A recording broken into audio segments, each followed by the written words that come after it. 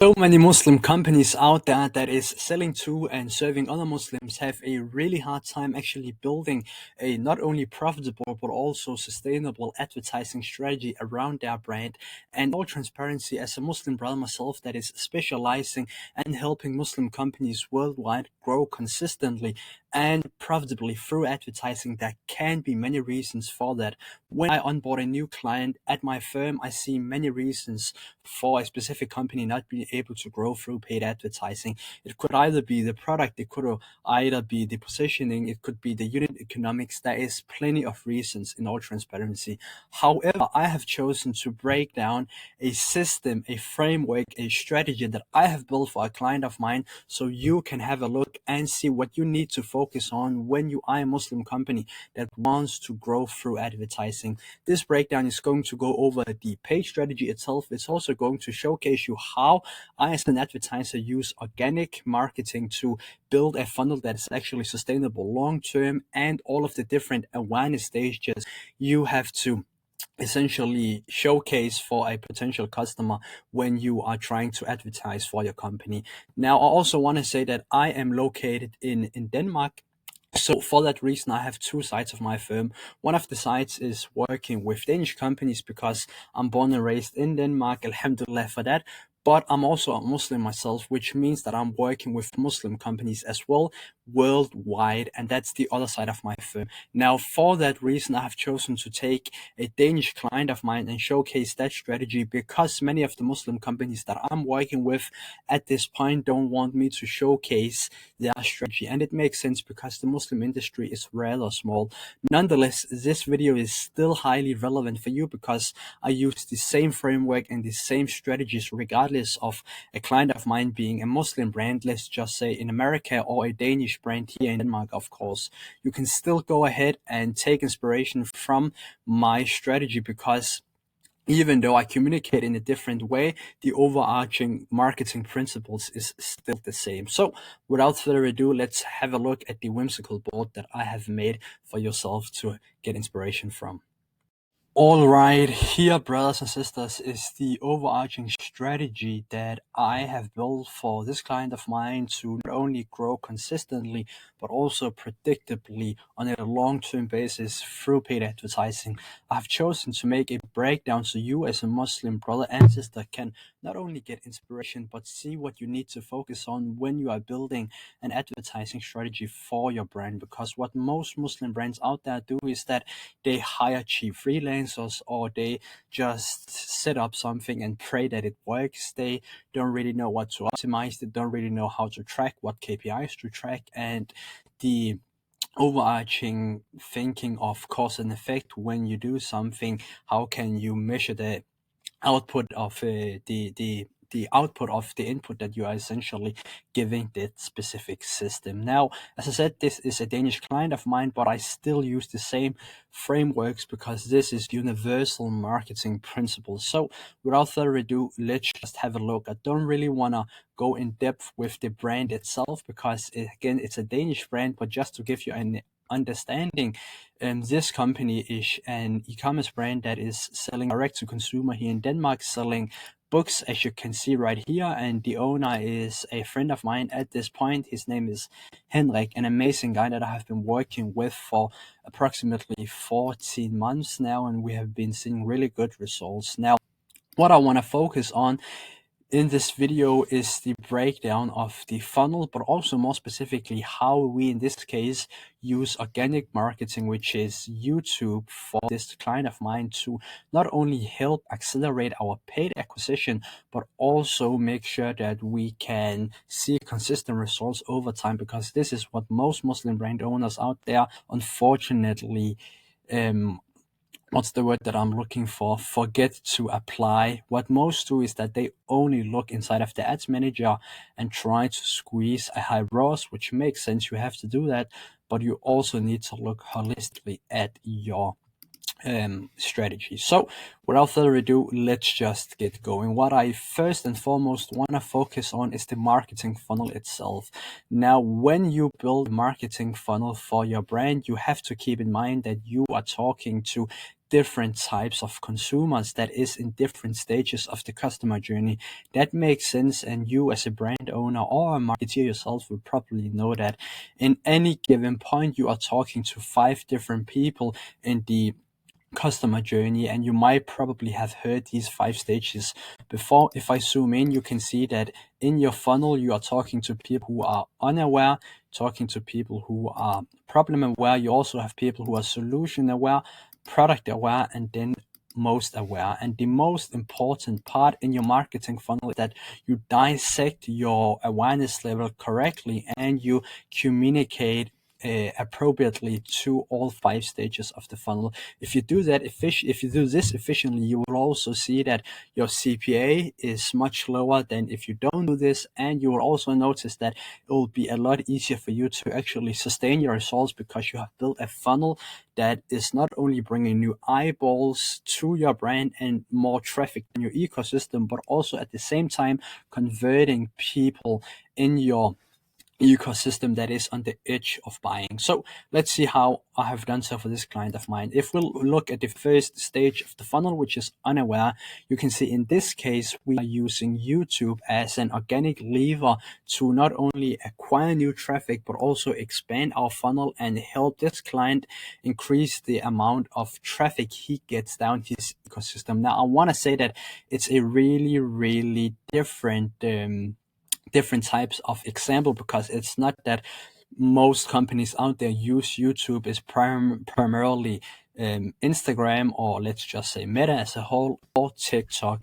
Now, in this case, as I said, we are using YouTube, and I know that it's a really different what's the word that I'm looking for, example. However, you can try to visualize what this would look like for your brand. It could be, say, TikTok, or it could be Meta, or it could be really any platform. But the really good thing about using organic marketing to communicate to people who are unaware is that you acquire traffic that is generally interested in your brand, and not people who see an ad and is getting forced down your ecosystem. Now, in this case, we are using YouTube, and the only purpose at this stage of the funnel, which is unaware, is to inspire people and also make sure that we try to essentially give them some form of emotional connection between themselves and our brand, because that is what is going to give our brand affinity, and that is also what is going to help them essentially convert at our store, because at the start of the customer journey they have a connection to our brand. And in this case, my client is doing it through cars. Now he is a what's the word that I'm looking for, he is essentially a journalist. I think that's the word. Don't take my word for that, but he is selling books that is essentially talking about cars. And here we want to give people inspiration for the specific car they could buy in the future when they have a need. In your case, let's say if you are selling abayas, it could be that you want to give inspiration in terms of different outfits a consumer could essentially have on when it's Eid, or when it's Ramadan night with the girls, or when it's a Ramadan night out with the boys. That could, as an example, be phobes, etc. You get the point. Then we go down a stage to people who are problem aware. And this is where, obviously, as the word says, people knowing that they have a problem. Let's just continue on the track and say that, okay, you have given inspiration to, let's say, a certain type of consumer, in this case women, that wants to have a Ramadan outfit. They now have a problem, which is they don't really know what type of outfit they want, or perhaps what type of fabric that they would need in their case to fulfill their problem. Here, what we then do is that we talk about the specific problems that our consumers have, and that's what we do with these creatives in our marketing funnel for our customer. And the reason why we talk about problems is that at this stage of the funnel, or at this stage in the customer journey, our prospect wants to hear about problems. They don't want to hear about solutions or offers or different products out there, because by definition they are problem aware. So that's what we focus on. Then of course we have people who are solution aware. You have a problem and you are looking for brands that can help you solve that, which obviously is going to have yourself look at different solutions. And that's where we as a brand can introduce ourselves and our solutions. That could be our product line, our different SKUs, whatever it might be. Let's just again continue on the track. You have a company that's selling a bias. You have essentially connected and resonated with your consumer in terms of different problems. Well, now we can introduce our different solutions. So let's say I have a brand that's selling a bias or even Phobes. Now we talk about our different solutions. Now we also try to neglect other brands out there, not directly mention other brands, but indirectly tell the consumer we are the best solution for their problems, so that they only look our way when they actually want to convert. And after that stage, we have product aware. And this is where the consumer is going to measure your product versus your competitors' products. And this is also where the consumer is going to make a decision on which brand has the best product, essentially. And it's only here it makes sense to go in detail with your product. And as you can see in this stage, for this client of mine, we focus on the product, we focus on the different USPs, and we tell the customers that we have the best product on the market, which is also why they should purchase from us. And it's only here it makes sense to talk about your product. What I see many Muslim companies out there do is that they talk about their product in a stage of unaware and problem aware, because most founders or owners out there start a company because they have a product that they want to push to people, and it makes sense. But the downfall to that specific founder is that if you're trying to push your product to a stage that is unaware and problem aware, by definition it's not going to work. You need to have a different kind of messaging. So you can see it's only here it makes sense to talk about your USPs and your product in depth. And then you have most aware. This is essentially just where the consumer wants to see which brand have the best offer, where I can get the biggest bang for my buck. And that's also why you see a transaction on your Shopify dashboard. That's where you essentially acquire a sale, acquire a customer. But if it wasn't for these stages up here, you wouldn't have acquired that specific customer, because that customer would have resonated with another brand throughout the customer journey. So that's why this part of the marketing funnel is the hidden hero, because you don't really see why in your ads manager that you don't really see these ads get too much credit inside of your ads manager, because the ads that are for the people who are in the bottom of the funnel is the ads that essentially acquire the sale on your ads manager or in your backend. But these ads were the reason that specific customer even noticed your brand in the first place, or even started the customer journey with your brand and not your competitor in the first place. So that's why these ads and these stages is the unsung hero, which is also why I need to focus on these stages in the marketing funnel. That's also why I have the most emphasis again on these stages of the funnel. Now, that's essentially the marketing funnel itself for this client of mine. I have different types of levers as well on this whimsical board. As an example, here are some of the best performing ads that I have produced for this client of mine. Don't really want to go in depth with this in this video because it's a Danish brand. However, what I want to focus a bit more on is the organic strategy, because that's something that I see many Muslim companies, wouldn't say neglect, but many Muslim companies out there don't really understand the cause and effect of their organic strategy and their paid strategy, and how important each of those are to each other. If you don't have your organic in check, your paid will become incredibly hard. And if you don't have your paid in check, you can't really accelerate your brand to the speed that you want if you only have organic marketing. Now, in this case, this client of mine is again using YouTube as a platform to expand his brand through organic marketing. Again, try to visualize what that will be for your company as a Muslim brother or sister watching this video.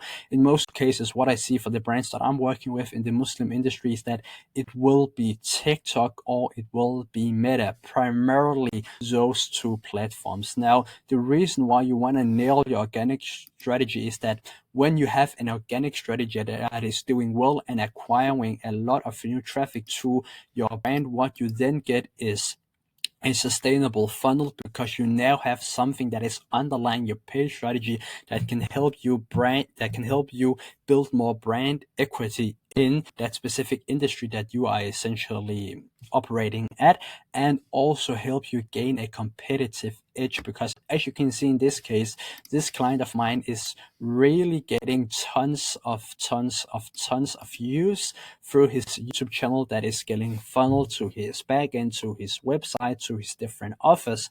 And in that case, that's helping us when we run paid, because when a, say, consumer have already watched a few of his YouTube videos and is after that getting essentially getting targeted with an ad, well, that consumer won't have any sales resistance, or not as much of or not as much as the typical sales resistance that you would have for any other brand out there, because you already have a brand affinity to this company, and you already know what we stand for, and you already resonate with us, which is why it's so crucial to use organic marketing here in 2025.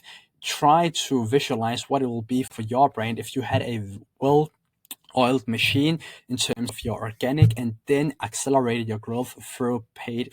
It's almost really hard to not see profitable results if you are essentially doing it well, but also have your business model in check in terms of your product market fit, your unit economics, positioning, and so on. So that's why organic marketing is really essential. If you don't have organic marketing, paid will become incredibly hard to actually sustain over time, especially nowadays with so many dropshippers that is trying to enter a market and gain market share. So having a brand that is actually resonating with your audience through organic marketing is really where you can gain a competitive edge.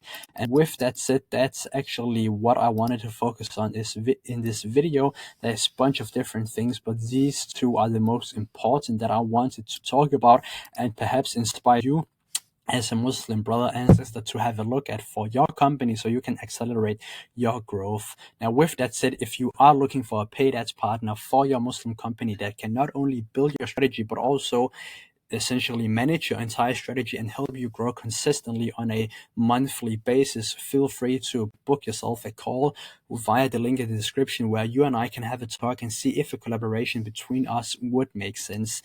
If that's not in your interest, I hope that you learned something new from this video and acquired a new perspective on how you should work with your overarching strategy to see profitable results in 2025. Jazakallah khair, and Allahu Mubarak. I hope that Allah blesses you after having watched this video.